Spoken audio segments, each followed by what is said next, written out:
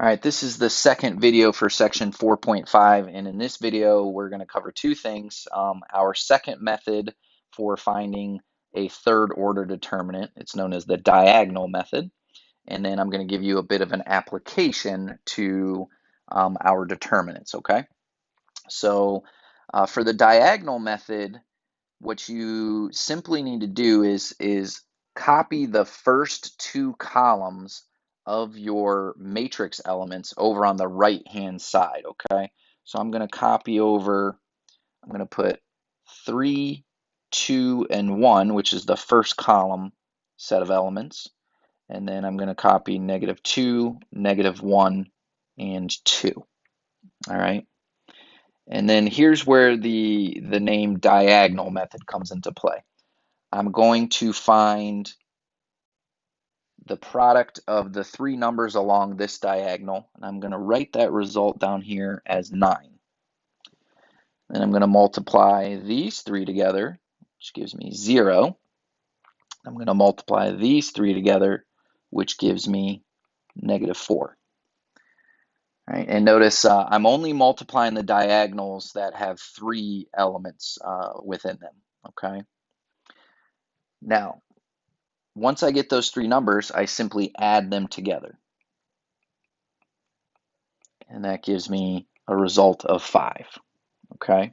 Now hang on to that for a moment, and now we're going to do the same process starting in the upper right-hand corner. We're going to find this diagonal, and this time I like to write the product up here. Same thing here, product is 0, and the product is 1. Do the same thing, add those 3 together, and you end up with 13. Okay.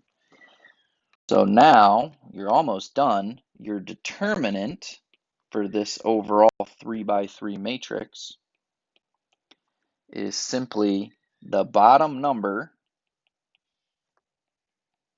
subtracted by the top number. So in this case, it would be 5 subtracted by 13, which is -8. Okay. All right, so now it's your turn to practice. Go to practice 3 there, work through it yourself, and then come back to the video, check your work with mine.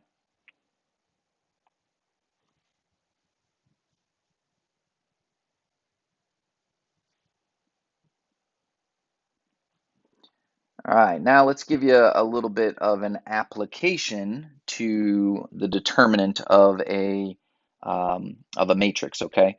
So we can actually use this to find the area of a triangle, okay? So let's say a triangle has vertices of AB, of CD, and of EF. Then the area of that triangle can be found with this formula right here. So you're taking 1/2 and you're multiplying it by the determinant of a 3 by 3 matrix, where notice the first 2 columns of that matrix are the coordinates for the different vertices. So the first column would be the x coordinates of each vertex. The second column would be the y coordinates of each vertex. And then notice the final column is just always a set of 1s, and you think of those are like kind of like placeholders, in that they just turn this from a 2 or a 3 by 2 matrix into a 3 by 3 matrix. Okay, and what I want you to notice is that whatever this determinant ends up to be, this would be equivalent to the product of the base and the height of the triangle that you're working with, right? Because we know the area of a triangle is 1/2 times base times height. So I think that's pretty interesting. Okay, so let's apply that to this example in the middle of the screen. We want the area of the triangle with those following vertices. So we will set that up as equal to 1/2 times the following third order determinant. You'd have 0, -1, 1 for your first row. Then you'd have -2, -6, 1 for your second row, and 3, -2, 1 for your third row. Okay, and you can evaluate that third order determinant with whichever method you want. I'm going to choose to use the diagonal method that we just saw in the previous example. So I'm going to copy over 0, -2, and 3, as well as -1, -6, and -2. Okay, and I'm going to find these three products, which are simply 0, 3, and I'm sorry, -3 and 4. I'm going to add those together. That's going to result in a 1.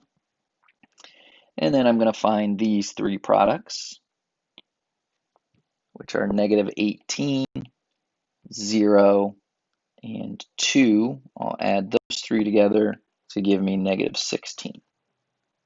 Okay, so the area will equal 1/2 times 1 subtracted by -16, or 1/2 times 17, which is 8.5 square units.